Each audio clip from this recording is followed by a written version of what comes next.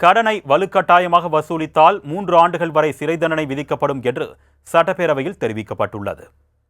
தமிழ்நாடு பண கடன்கள் வழங்குபவர்கள் சட்டத்தை திருத்தம் கொண்டு வருவதற்கான சட்ட முன்வடிவை துணை முதலமைச்சர் உதயநிதி ஸ்டாலின் தாக்கல் செய்தார்.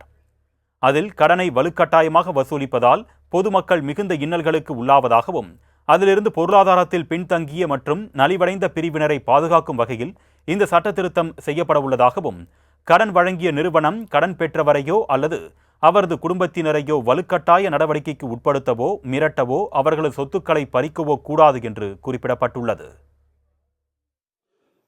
பதிவு செய்யப்படுகிறது. மாண்புமிகு துணை முதலமைச்சர் அவர்களின் தீர்மானம் பேரவையின் முடிவுக்கு விடப்படுகிறது. ஏற்போர் ஆம் என்க, மறுப்போர் இல்லை என்க. ஏற்போரே அதிகம் என்று கருதுகிறேன். ஏற்போரே அதிகம். தீர்மானம் நிறைவேறியது. மாண்புமிகு துணை முதலமைச்சர் அவர்கள். மாண்புமிகு பேரவைத் தலைவர் அவர்களே, மேற்படி சட்ட முன்வடிவை நான் அறிமுகம் செய்கின்றேன்.